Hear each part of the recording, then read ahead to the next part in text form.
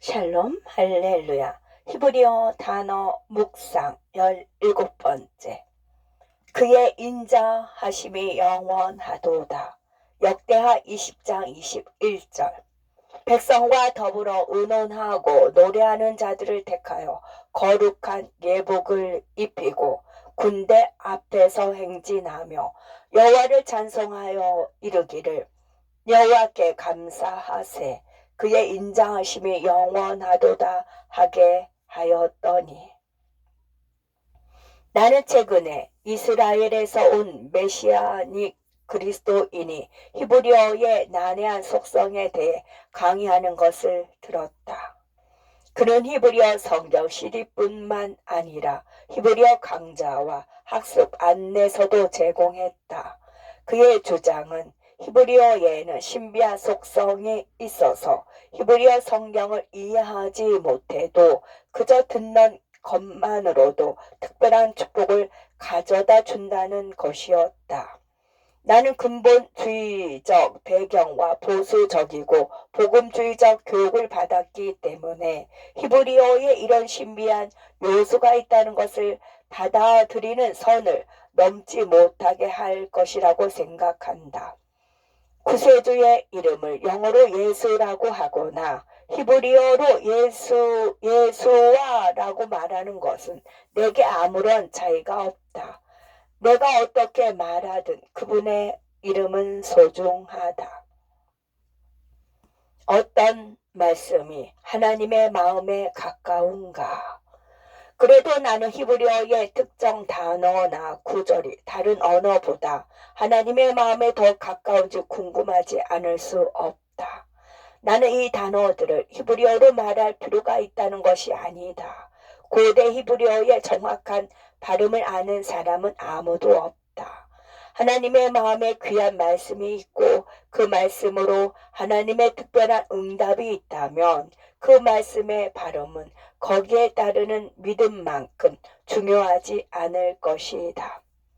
그의 인자하심이 영원하도다 라는 사랑스러운 말씀 중 하나다. 이 말씀은 구약 성경에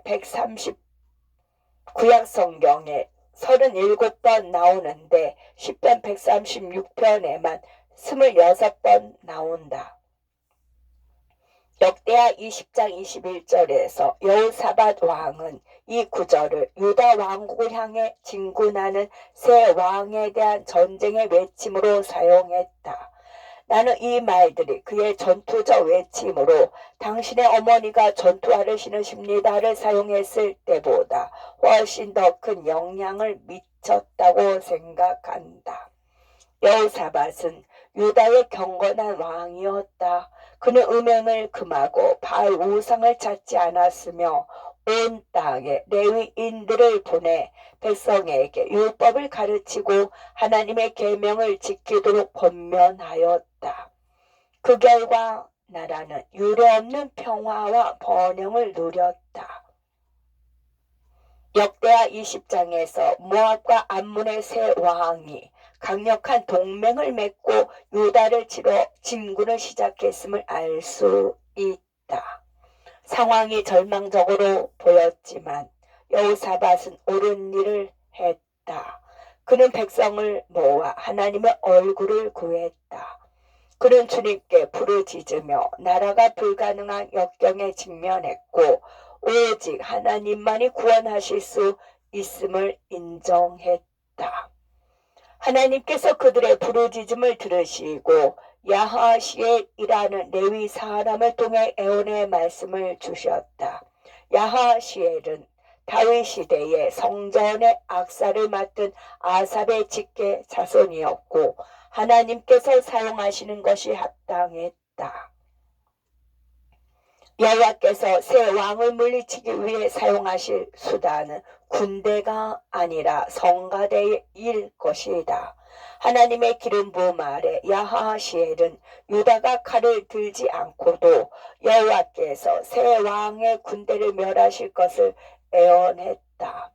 나는 그 다음에 일어난 일을 좋아한다. 여호사밧은 기이하고 불가능한 예언을 한 야하시엘을 미쳤다고 선언하는 대신 하나님 앞에 엎드려 하나님의 구원을 찬양하고 감사했다. 야하시엘은 에온에 대한 입증된 기록이 있거나 이상한 사람이 아니라는 확고한 명성이 있지는 않았지만 여호사밧의 영을 증언하여 여호사밧이 이미 하나님으로부터 들은 것을 확인시켜 주었다. 내가 여호사밧에 대하여 읽은 것에서 이것이 세 번째 선택이라고 믿는다. 역대하 20장 21절에서 여호사밧이 백성과 의논하고 노래하는 자들을 임명하는 것을 알 수 있다. 의논하다로 번역된 단어는 YATS로 나팔의 형태이며 심의하다, 조언을 받다라는 의미를 담고 있다. 납비 교사들의 최근 연구에 따르면 나팔 형태는 반사적 성격을 가질 수 있다고 한다. 그러므로 여호사밧은 백성의 의견을 스스로 받아들였다. 그는 백성의 말만 듣지 않았다. 그는 그들의 말을 마음에 새기고 노래하는 자들을 임명했다. 노래하는 사람들의 군대. 이제 이 시나리오를 상상해 보자. 여호사밧은 압도적인 군대에 맞서 전쟁을 준비하기 위해 24시간 동안 어떻게 그 자신을 준비했을까? 그는 음악 오디션을 준비하고 성가대를 조직한다. 이 성가대에게 단 한 곡의 노래를 가르친다. 단 한 곡의 노래. 그들은 여호와를 찬양하라. 그 인자하심이 영원함이로다 라고 노래했다. 여기서 찬양으로 번역한 단어는 HODU로 어근 YADAH에서 유래했으며 감사의 찬양을 의미한다. 따라서 그들은 전쟁터에 나가기도 전에 하나님께 감사를 드렸다. 가장 원시적인 상태에서 YADAH는 손을 의미하는 YAD에서 유래했다는 점에 유의해야 한다. 그들은 손을 들어 하나님께 찬양과 감사를 드렸다. 일부 납비들은 마소라 학자들의 몸 표기에 대해 이의를 제기하고 끝에 있는 모음이 실제로 HOLEM이 되어야 하며 따라서 아름다움 또는 광채를 의미하는 어근 HOD가 만들어졌다고 한다. HOD의 절자는 하나님의 임재를 나타내는 HEI, 하나님이 하늘과 땅을 연결하고 있음을 나타내는 VAV 관문이나 문을 상징하는 DALETH로 표기한다. 백성들은 하나님의 임재로 하늘과 땅을 연결해 주신 하나님께 감사했고 이 연결은 바울이 다마스쿠스로 가는 길에서 만났던 것과 다르지 않은 광채, 즉 찬란한 빛을 방출하는 문을 열었다. HEI는 현자들이 가장 좋아하는 글자다. 이 글자는 하나님이 빛과 하늘과 땅 사이의 다리를 상징하여 깨진 글자다. 그리스도인인 내게 HEI는 예수 그리스도와 십자가에서 부서진 그분의 몸을 의미한다. 하나님의 마음으로 가는 관문. 그러나 이 구절의 진정한 아름다움은 자비라는 단어에서 발견된다.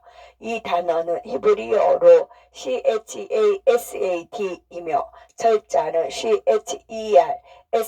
CHERSAMEK로 사랑의 친절과 자비를 의미한다. CHASAT의 절자는 단어에 대한 일종의 내장형 해설이다. CHET, SAMEK, DALETH는 사랑의 친절과 자비가 실제로 무엇인지 말해준다. 이 글자들과 단어에서의 위치는 하나님의 사랑의 친절이 우리의 마음을 그분의 마음에 연결하고 그분의 마음으로 들어가는 관문임을 나타낸다. 여호사밧이 성가대 후보들을 면접할 때 최고의 목소리를 가진 사람들을 찾은 것은 아니라 최고의 목소리를 가진 사람들을 찾은 것이 아니라 그와 같이 하나님의 마음에 합하기를 갈망하는 사람들을 찾았다. 하나님의 마음 알기를 갈망하는 사람들의 성가대가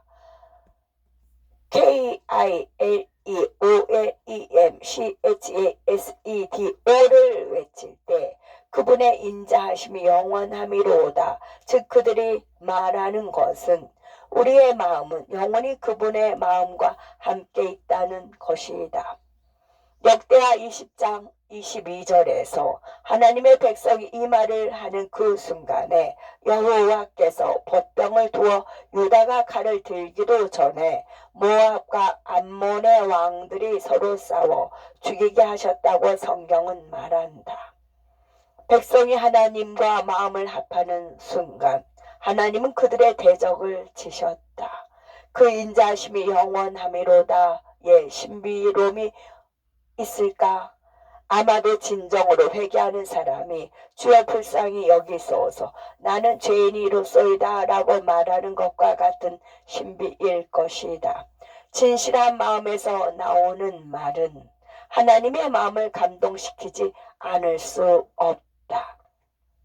나는 우리가 그 인자하심이 영원함이로다 라고 말할 때 일어나는 일을 설명하는 방법을 생각할 때 불치병에 걸린 한 남자가 병원 침대에 누워 잠들지 못하는 영화의 한 장면이 생각났다. 그는 침대 옆에서 쉬고 있는 아내에게 잠을 잘 수 있도록 옆에 누워줄 수 있느냐고 묻는다. 아내는 남편 옆에 누웠고 남편은 아내에게 당신에게 줄 수 있는 건 한 가지뿐이야. 내 마음.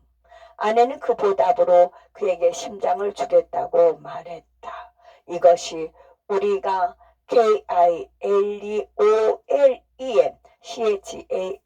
KILEOLEMCHASEDO라고 말할 때 선포되는 것이다. 그 인자하심이 영원함이로다. 우리는 어떤 상황을 감당할 수 없다고 하나님께 말씀드리며 주님 우리 곁에 누워 계시겠습니까? 주님의 임재가 우리를 위로할 것입니다. 이에 대한 응답으로 그분은 그분의 임재와 사랑으로 우리를 둘러싼다. 우리는 그분께 드릴 수 있는 단 한 가지는 우리의 마음뿐이라고 말씀드린다. 이런 표현은 하나님의 마음을 감동시키지 않을 수 없다. 하나님은 우리에게 하나님의 마음을 주실 수밖에 없다. 그의 인자하심이 영원하도다. 아멘.